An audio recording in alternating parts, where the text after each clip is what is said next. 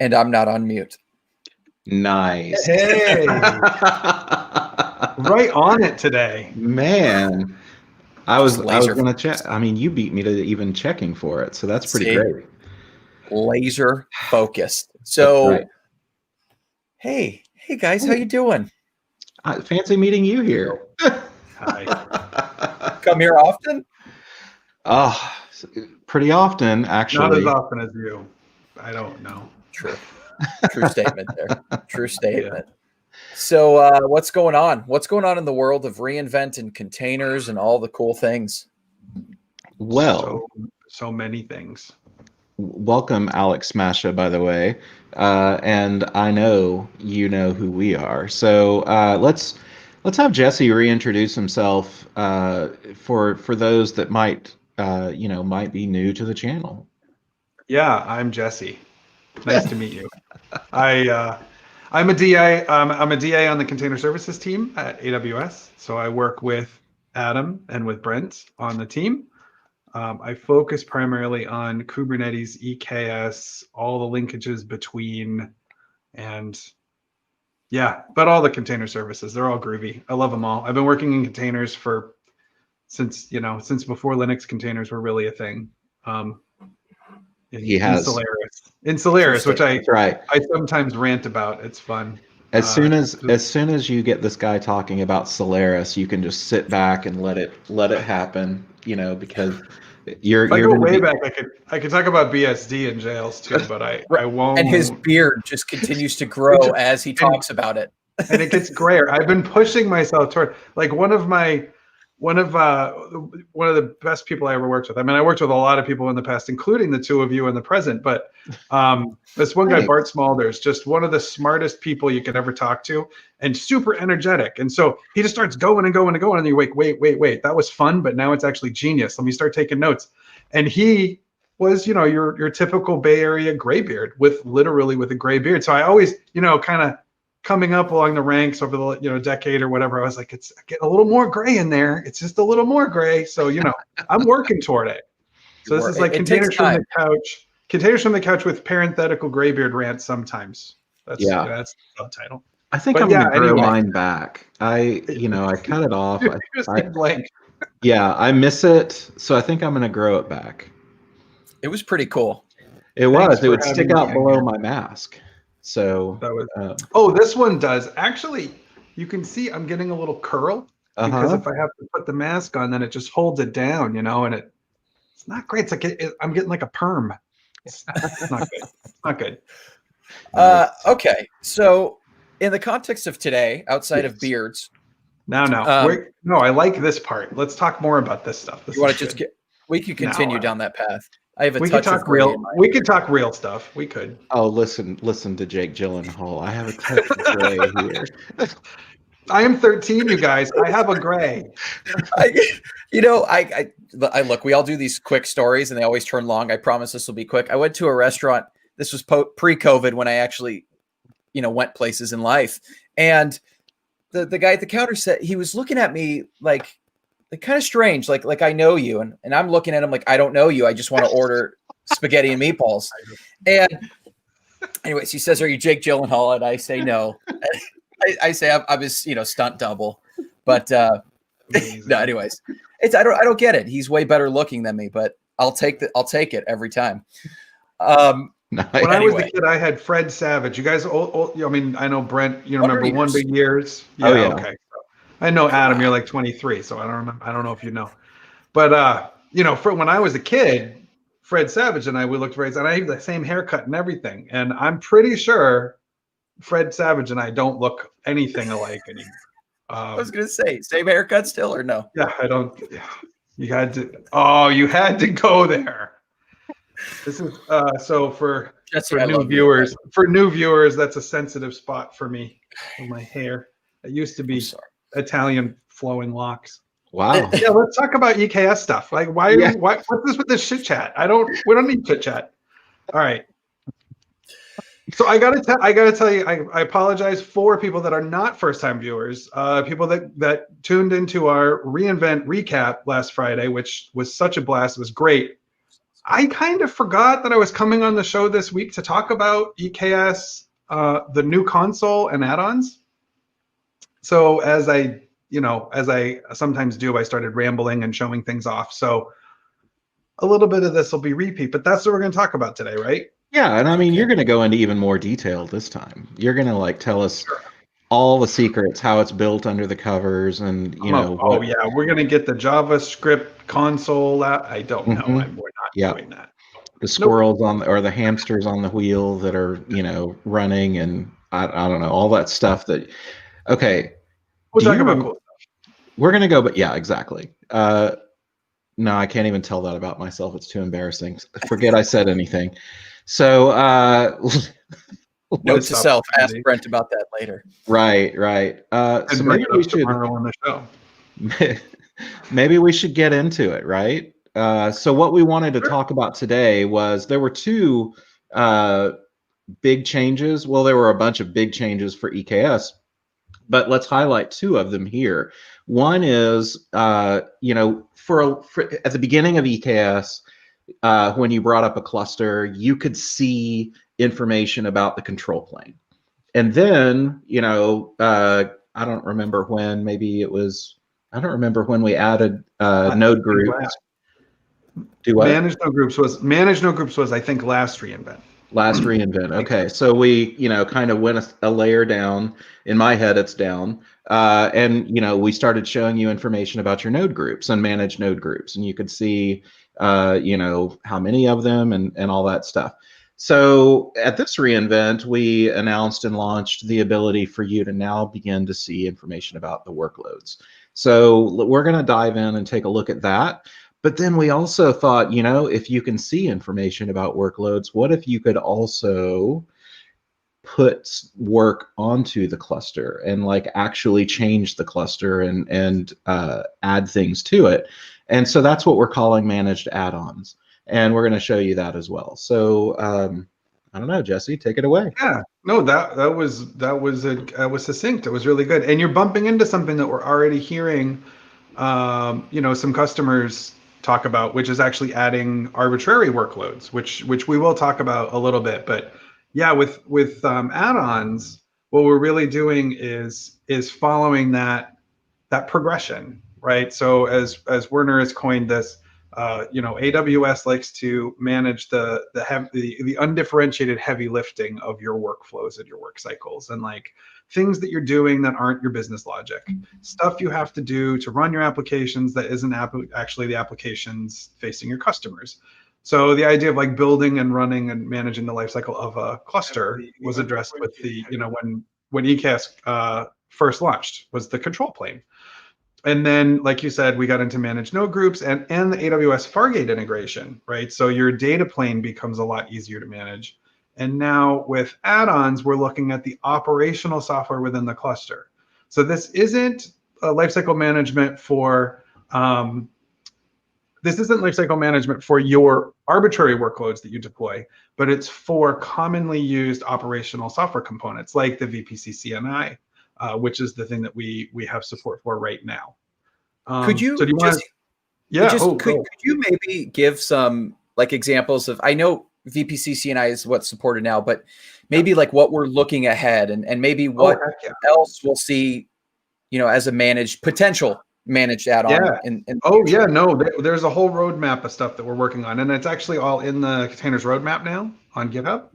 Nice. The very first things we're looking at are the other sort of core components of the cluster. So kubeproxy core DNS, but we're also looking at things like Prometheus, um, the load Nice. balancer controller, the app mesh controller. So various open source controllers for other services. We're also looking at just really like commonly used open source software like Prometheus, also Flux. So that's the GitOps controller that sort of does the business end of deployments in the GitOps cycle in your cluster. So we're looking at that metric server. There's a bunch of stuff on that roadmap, and I did a reInvent session. I think it was live yesterday. And I know it was live at some point. I'm saying I'm losing track of days right now, so I Right. think It's still it was March. yesterday. Yeah, exactly. It's a long year. So there in that session there is a slide that shows all of the things that are on the roadmap right now. And if you're interested in seeing something added to add-ons, please open an issue on the roadmap, upvote things that look interesting to you, because that's how we prioritize our work. But really, this is any piece of software that's that's commonly used, as operational within the cluster. It's sort of when you're creating a cluster, it's like, oh, I'm also going to need X, Y, and Z, right? I'm also going to need these things. So the idea here is that we're building these and testing them together. We're building them and testing them together to work on the versions for EKS, so that that if you click it and add it to your cluster, it's gonna work. And I think that's, I love that you just said that, because I was thinking it, but let's just make it 100% obvious for anyone watching, because you may not realize it, or that may not trigger in your head right now, because we're only really talking about one version right now. We're talking about 1.18, but this is going to become even more obvious once there are 2 versions, 3 versions, 4 versions that you can do this with, because there will come a day when there's going to be a really new version of core DNS, but it won't work deploying it on the now old 1.8, or the someday will be old 1.18. So managed add-ons is going to be a mechanism that's going to make that obvious for you, and you won't be able to at least you won't be able to use managed add-ons to get it deployed into your cluster that wouldn't be compatible. Yeah, that's exactly, it's another one of the benefits here. I mean, it's sort of, we're thinking ahead to all of the aspects of lifecycle management for you, whether it's version going from one version to another of an add-on, or moving the control plane and the node group versions of the Kubernetes version, and wanting to move that along. So, and it's just like the control plane and managed node group updates. They're opt-in, right? So you know that you need to do an update, and then you select when the right time for that is. And then they're done disruption free, right? I mean, you can optionally force all of these updates, but by default, they're going to sort of roll through and make sure that you don't have any downtime. So, but even right now, if we look into one of these clusters and we go right here, actually we see, so what I've done with this one is I intentionally down revved it. So VPC CNI is the add-on that we support right now. And one thing to note, and we'll look at this in a sec, but you're going to have VPC CNI in your cluster by default. If you choose not to install an add-on when you create the cluster, you can add it later. That's fine. And so what happens is that when you add the add-on, it'll replace what's already there. But you can see here we have 163, and we know that 175 is the current. So if we look into this, we can see all of the information about this, and you can actually see in the update history where I down revved it. I actually made this change to intentionally show you what it looks like. And did you make it using the console, or did you? Yeah, okay. I did. But that's another thing, in case we don't get there. That's another thing to note, is that AWS CLI fully supports all of this functionality, where you can list all the available add-ons for a cluster. You can look at what's already enabled on a cluster. You can see the versions. You can update them. You can add them. You can remove them, all with the CLI. and with EKS Cuddle. So the production version of EKS Cuddle right now, that team was hard at work alongside the service team and made sure that they had support for this right at GA. And so EKS Cuddle actually supports this too. That's cool. And what's cool, we'll talk a little bit about this, but there's a lot of like kind of choices you can make when you're managing these, when you're creating them. And EKS Cuddle, like it does, it makes that easier, right, in some ways. So, but yeah, if we look at an update now, so this is effectively an edit screen, and you can see you have the two different versions. It tells you which one's current, which one's the latest. So if we move to the latest, right, it's going to move us from 163 over to 175.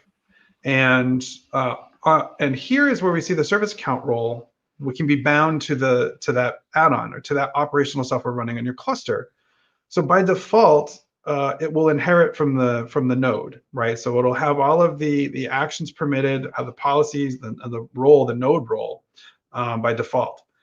But obviously, like if we stop and think about that, we know what goes into that and what type of actions need to be allowed for the node role. VPC CNI doesn't need all of that. And so what this allows you to do is to create a role to bind it to this add-on. And so you can have just the privileges that are required for that add-on software, which is pretty cool.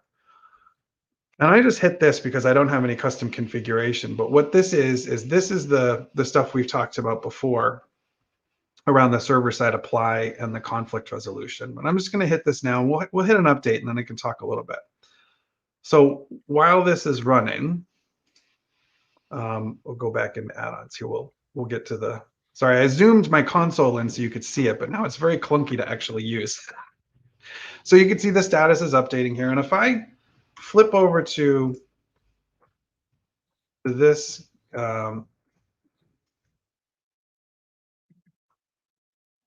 we can see that in the cluster right now, we have all these, actually, what cluster was that? Was that Remus? Yeah, I think so. Okay, I think I'm in the wrong cluster here. Nice. Under the covers, what's going to happen? See, it's going to roll these out, and so we have an AWS node. This is part of a daemon set, right? And that's how this add-on's implemented. That's how VPC CNI works. So for each node in my cluster, we're going to have an AWS node pod running that's controlled by that daemon set, and so they're going to come in and out as one at a time. Make sure that things are cool, and the add-ons feature is going to actually keep an eye on that, babysit it, and give you updates as you go. And so it's going to be, so everything's new, everything's swapped out. And so if we refresh this, it might still be doing some bookkeeping in the background, or it might be done. Yeah, it looks like it had done one of the nodes, but maybe not the other two.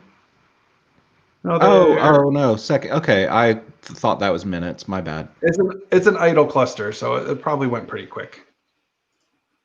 Yep. So now it's active, and now you see we're at 175, which is great. One thing I wanted to note here is that the Kubernetes version is 118, which is the current supported, and the platform version is the most recent EKS 3. These are both required for add-ons.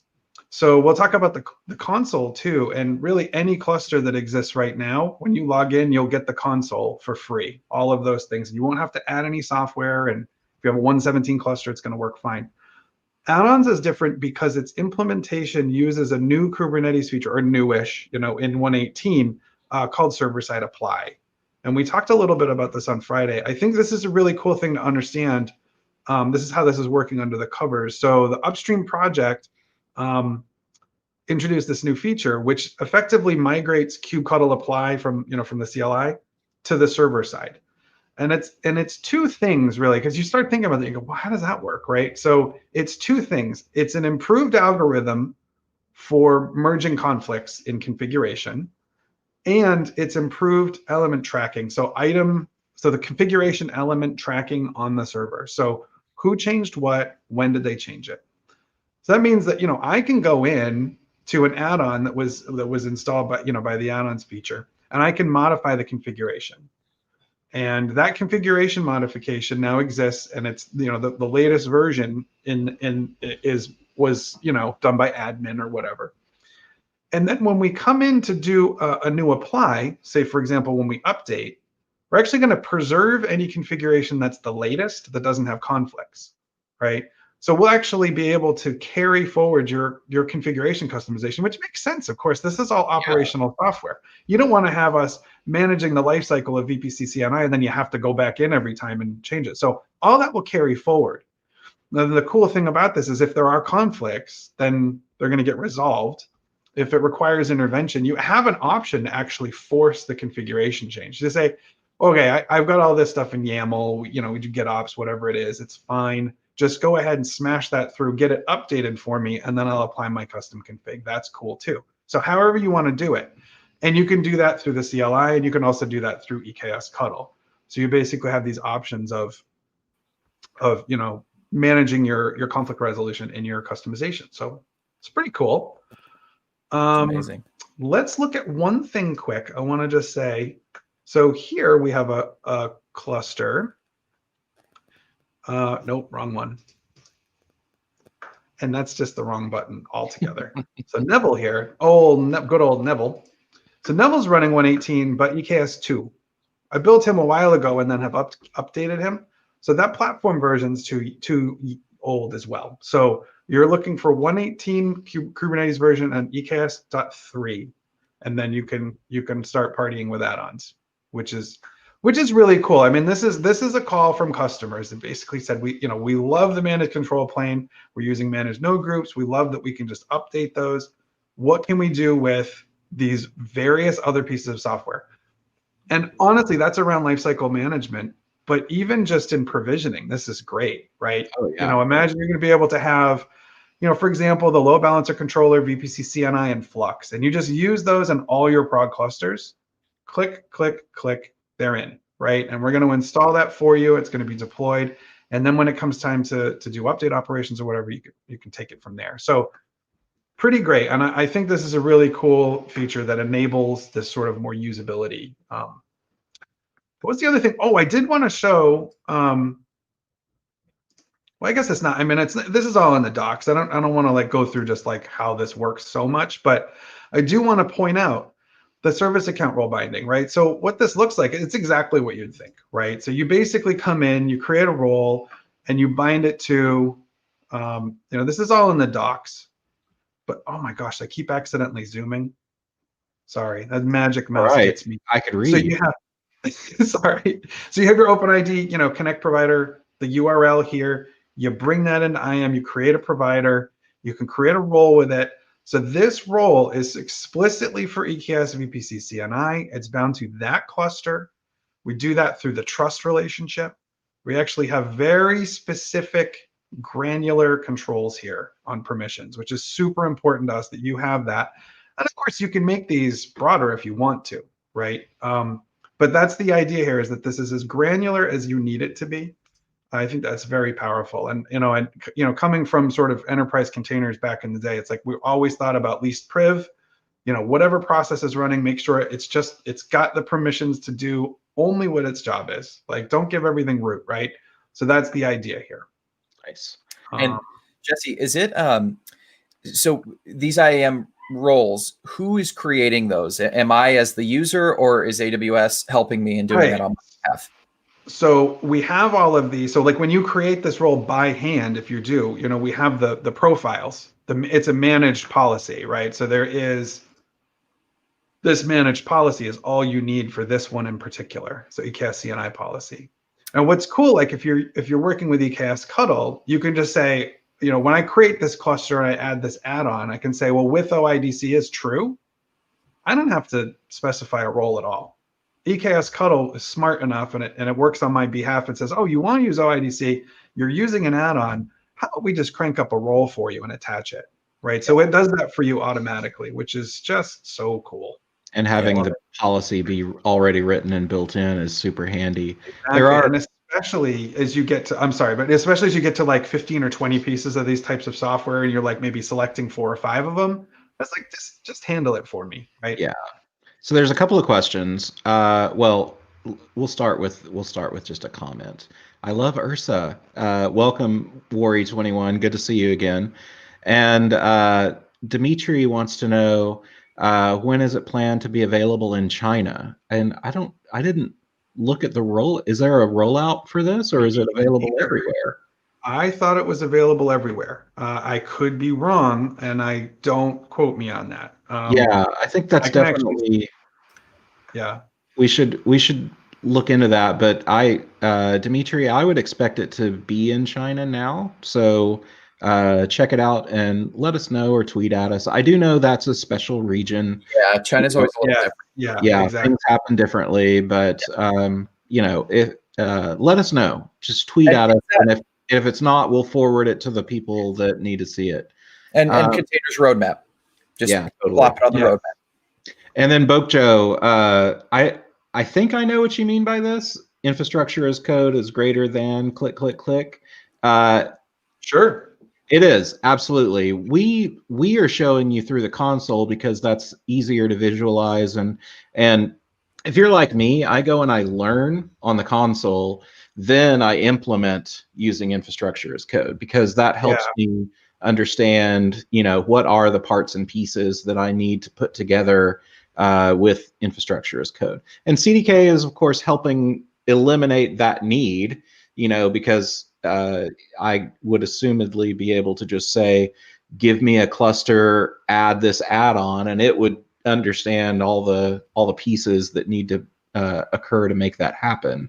But in the earlier infrastructure as code days, I always had to learn the workflow by using the console first. 100%. Yeah, so I probably blew past that too quickly, and no, and it is good for noobs.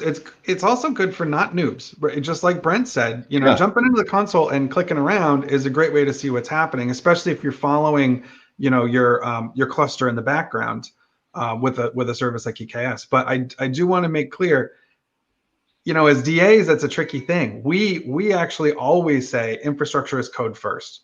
Think at scale, right? You need to have things be programmatic. You need to use Git as your single source of truth. Talk. Was it who? No, I'm sorry. That's in my reInvent talk. It's like we had talked about this, but we didn't. Yes. We're all in the same way. Absolutely. It's in your reInvent talk. I have a reInvent session tomorrow on managing Kubernetes deployments with AppMesh.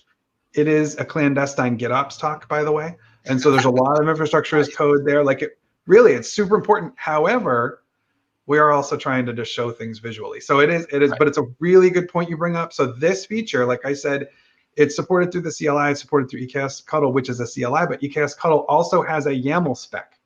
Yeah. So you can take the EKS Cuddle YAML spec, put that in source control, use that as infrastructure as code, put it into your GitOps pipelines or however you're doing things.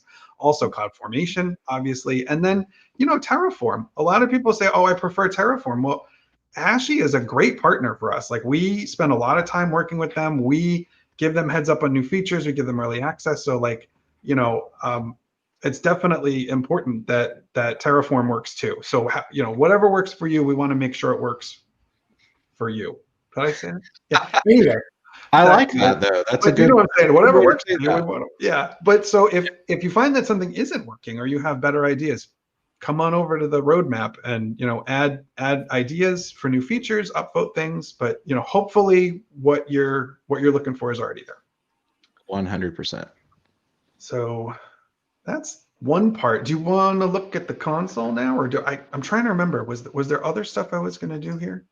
Oh, so I think Adam had just asked a couple questions early on.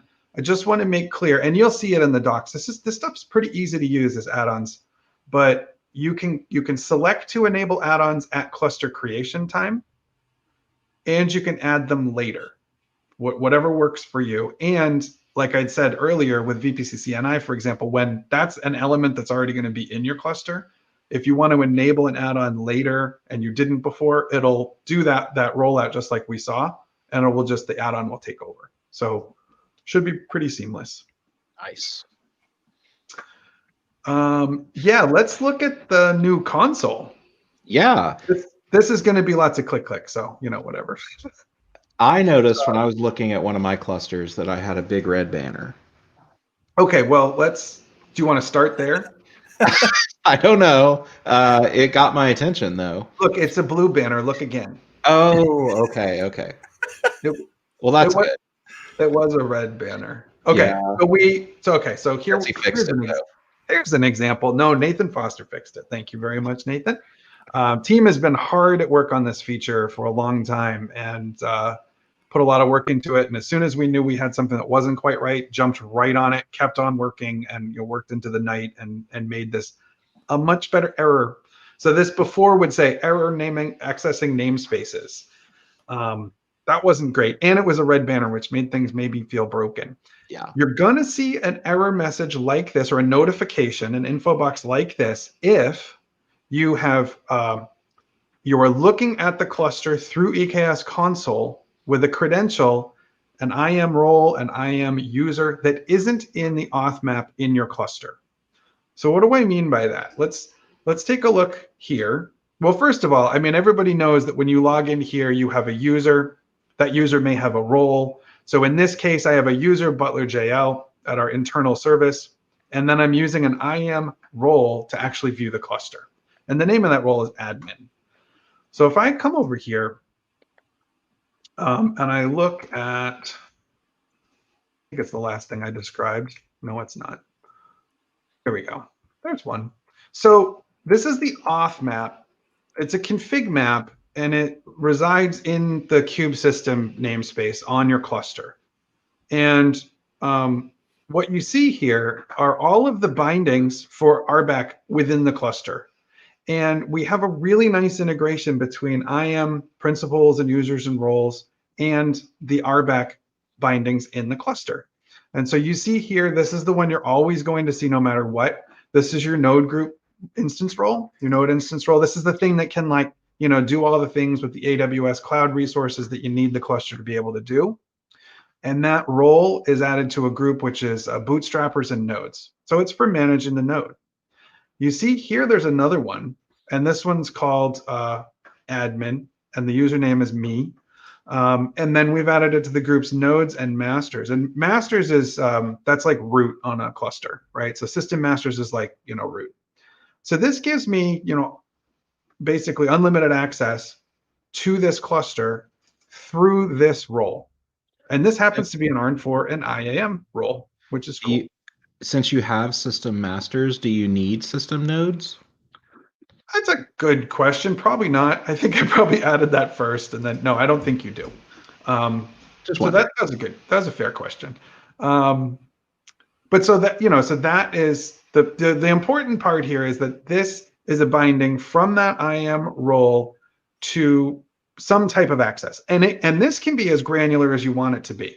This can be just down to a specific namespace, and you can only see something like jobs and pods, right? And then everything else you're not going to see. And that's the same thing that allows you to use like kubectl, right? And so when you're in the cluster, and that was again, was that Neville?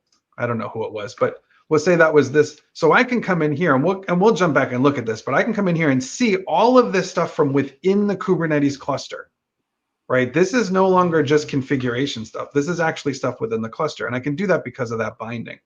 Now, if we go over to this other cluster, where we saw the info banner, and we describe that, you see it's not there. Right? And again, we'll go back. I just want to make sure that I'm not confusing. So I'm just going to kind of double check on this. So in the cluster that we were just looking at in the console, we have, and actually we can even edit it just to make it that much more clear. There's this config map in the cluster, and within the cluster, we have this entry right here, okay, that I just yanked. And this shows you that this maps this role over into RBAC. And now, so if we flip back over to that cluster where we were seeing that message, we see we do not have that. We only have the node instance role. So really all we have to do is drop in an entry for that IAM role in this case, write that out. And now when we go back to the console, in that cluster where we were seeing the info block, it should be fine. And now we can see Kubernetes resources. And that's the workaround. Now in the book, obviously we've documented this, right? So we've added this this troubleshooting section, but also in the workloads section, and in so in viewing workloads, right off the bat, we talk about, if you have any problems, this is what you want to do. Fairly straightforward. And honestly, it's not a very common thing, because what we're finding is a lot of customers will vend the same credentials for kubectl access and console access. And so if that's the case, you're not going to even have to do this at all, because you've already vended the credential. It's or you've already put it into your cluster. It's just when you have different, if you're using like EKS Cuddle with a user, an IAM user, and then you come over to the console with, on that user, you use a role binding, you're going to have to do that operation. Yeah, or like at the moment, we're currently figuring out what we should do about this in EKS Workshop. But if you followed along in EKS Workshop, you create an instance role, and then you build your cluster using that instance role. But you're still logged into the console using your credentials, whatever those happen to be for your account. So so there's that disconnect. I'll go. Yeah, that reminds me, I owe a pull request on EKS Workshop. I think someone else is working on it. So. Oh, are they? Okay. Yeah. Apologies and thank you to whoever that was. Yeah. Sorry. Maybe I can review and merge it. So anyway, yeah. I mean, this brings us basically to the console functioning, and I just really want to point this out because we have a lot of users and we've heard from a lot of people this is a great feature, and we've had some users that were not happy with that experience where they were like, wait, it's not working, what's happening? And I just want to make sure that we're clear that that's how you get around it, or that's how you address that problem, and it's really working by design. And it goes back again to security being one of the fundamental principles here. Like, we do not want to inadvertently give you more access than your admin thought you should have, right? That's what it comes down to. So, but once you're here, you get this pretty cool environment where, in configuration in the console, this is basically the stuff we're all used to, right? This is where you can like add managed node groups and your Fargate profiles. You can look at, your logging configuration. You can see the update history of your control plane, your managed node groups. Overview is new, right? Where we have a whole list of your Kubernetes nodes. And I love this part, just kind of coming from a systems ops background. So you click into one of these nodes and you get the Kubernetes object information of the node, right? So we see the info right at a glance here, like what the kernel version is, the runtime, what version of kubelet is running, what OS version, like just at a glance, you sort of see, okay, well, what am I actually running in this managed node group? You can see your capacities and your allocatable. So you have your 2 cores are available, and of that, 1931 millicores are still allocatable, right? This is an idle cluster. I'm not really doing much here. So, here you see the amount of memory that's left. All of your conditions. Now, this is something that I don't know if other people do this a lot, but if I start having application performance issues, one of the first things I look at is the node conditions. That, are we having memory pressure? Do we have PID pressure? Are we running out of headroom, right? You can see it right here. And again, if you're not a console person, well, then this is not that great. But if you are a console person, this is a whole new world, right? Where you used to have to actually go use kubectl. Now you can just click through and see at a glance what's going on. What's super cool here is this instance link. So this is, again, this isn't an EC2 instance. This is the Kubernetes node. This is a configuration abstract of your Kubernetes cluster. But clicking through the instance, you actually land in the EC2 console, and this is the EC2 instance that's backing that node. So now that's pretty cool, right? If you have an issue with a node and you don't see anything, and you can click through and say, oh, right, well, it's never come all the way up. It's not running, right? We have a problem. Or so Adam can attest to this. Usually my first response when there is an issue with a node is to just kill it. So kill it. Just mute the cluster, absolutely. Destroy the account. Just start over. Blue green accounts. So anyway, so that's I like this part, especially as DevOps or an operations person. You just want to see like what's happening with the infrastructure. But this is sort of the meat and potatoes of this work, right? The new console shows you what's happening. And actually, I want to go back to that other cluster real quick.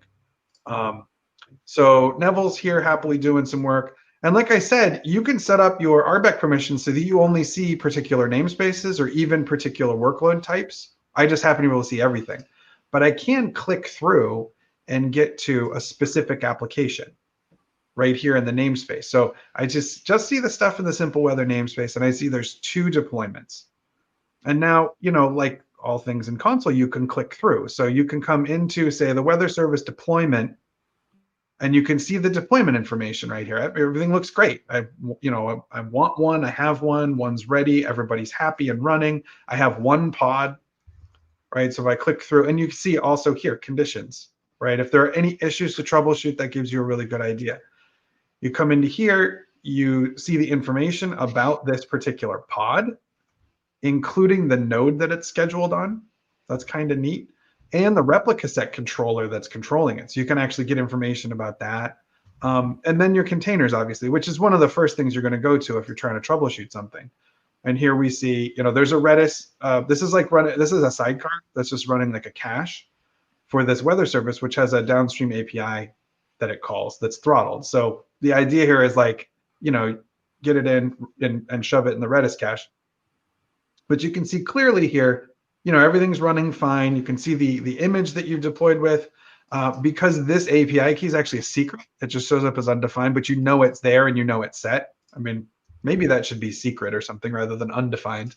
And then labeled annotation. So, this is just really handy stuff. And I think, coming at it from a slightly different health situation. So in this cluster, we have actually an unhappy app. And I guess it was doomed from beginning because we named it unhappy. But see, we have 0 of 2 pods ready. It was created 4 hours ago. It's not doing anything that we want it to be doing, right? So we can click through into the front end. We know we want 2 of these. We have 0 of them. Like this, there's something wrong. Now we have 2 pods that are running. So what's going on with their status, right? And if we look here, we can say, oh, we're in crash loop backoff. Like, what's up? And we can actually come over here, and if we, this is on serious, right? The problem with using like Harry Potter names and stuff, it's like, I love them all, so I forget who I'm talking about. So if we get, actually logs, let me see, and then unhappy, and if we, and that you're looking at logs, I have seen a lot of questions around, future, hey, are we thinking about integrating logs into the console? I was just going to bring that up. A lot of talk. So I just wanted to show this real quick. So we know there's a problem. We go snag the logs and we see we're booting, we're fine, starting. Oh, I can't reach the back end. Something's wrong. And so he's just bombing right out. So something's wrong with the back end, obviously, right? So if we now go back and we look and say, okay, well, here's our unhappy front end. Let's look at the back end, and we see immediately one of our really common problems. In this container, image pull back off. And now we can actually say, all right, now there's actually a really tangible, probably easy to solve problem. And we can see here the image that we're using. Here's the image, but the tag is exist. Okay, well that's not what I wanted. I wanted 0.1, right? So now I know exactly what's wrong with just a few clicks and looking at stuff. And again, this is really great for POCs, but it's also great if you have a bunch of stuff running. You can sort by health, and you can just see clearly out of thousands of things running. Oh, there's a couple with problems. What's going on? And you can jump right in. And look, you don't have to. And correct me if I'm wrong, Jesse, but I don't have to deploy a dashboard now. Like if teams have access to the AWS console, whether it's read only and write on certain things, if I give them read access to this now, I can have other teams to get visibility without having to use some other dashboard that I have to manage and secure and all that. Now, there are some awesome open source things out there that I like to use myself. And, there's command line based things, there's console based things, there's other dashboards. But this is integrated.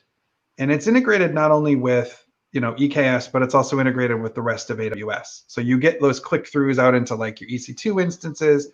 You have all of the IAM protection. So all of that stuff is coming along for the ride, which is a big benefit. And also, there's nothing else to add. There's nothing else to turn on. We thought, this is our console. We're a managed service. Why don't we start adding some of these features? And to that point, this is just the beginning, right? So this is workloads. We're working already on how we can show services, endpoints, ingress, persistent volume claims. And of course, as you keep going down that road, you say, well, you have persistent volume claims, you could have PVs. Maybe in the PV view, you have a link out to your EBS volume, right? Which would so be we awesome. basically can keep, adding things, pod resource. Yeah, that's a really cool idea. Yep. So, and exactly those types of things we're looking at linking in here, as well as things like logging, like, or clicking out through into Container Insights or having linkages to that. So, yep, exactly. So logs I just showed, I had to go and bounce out and look at logs to see what was actually going on. So absolutely right. These are, I don't know if, and in fact, maybe you could let us know, Zachria 7, pod level logs. Do you mean like not, well, I don't know if you mean like looking at individual logs from a single pod, or would you like to see logs aggregated, at the deployment level? The deployment of a collection of those pods and see all the logs. I'm curious which your preference. We're thinking about both of those, as in one, like if you're looking at a pod, let's just see what its last 40 lines of log are, or for this deployment or this application, let's link out to whatever you have configured. Whether it's Container Insights or CloudWatch or maybe even other integrations. All of them. Yeah, exactly. Like maybe just all of them. Yeah. All the things. So yeah, that like I said, this is a first step. And so in the context where Adam was saying, there's this is you don't have to install something else, right? Other things are actually, they've been around for a long time. They have a ton of features. This is us taking our first steps in this space. So as you have ideas, again, not to be a broken record, but come to the open source roadmap, file issues, find things you'd like to see, upvote them. Yeah, another good point. Yeah. So, using selectors and such, that would be pretty cool. It would be. And I think it would be I find myself wanting to do that all the time. So, being able to have it just be available would be awesome. And I just wanted to link that in the show here. Containers roadmap. If it's not there, feel free to add it as an issue. Absolutely. I feel like we whirlwinded there a little bit. I hope that we covered. Oh. Uh-oh. Did I go away? You're still good. Okay. I can't see anything, but that's great. We heard you the whole time, and your video froze for a second, and obviously we saw your light blink off, but but now you're fine again. Okay, cool. But yeah, I think that was super useful information, and it was a great walkthrough, and it was an expansion on what you did on Friday. I think Friday it was just, a quick recap. By the way, little show note, we're not going to be on tomorrow because someone else has our time slot as a one-off show. But we will be back on Friday, and we're going to do another recap show to recap some of the things that were announced and revealed this week. And we're just going to try and go over, a few examples of some of those things in action. So very quick hits on a bunch of different topics. Definitely join us. It's going to be most of the team, everyone that, it's in a friendly time zone anyway. And feel free. It's going to be noon Pacific, 2 o'clock Central, 3 o'clock Eastern. And again, just like last Friday, it's probably going to go longer than an hour. So we're going to start on Twitch plus YouTube. And then we're going to drop off of Twitch at the end of our 1 hour. And we're going to continue the show on YouTube. So if you don't know about our YouTube channel, subscribe.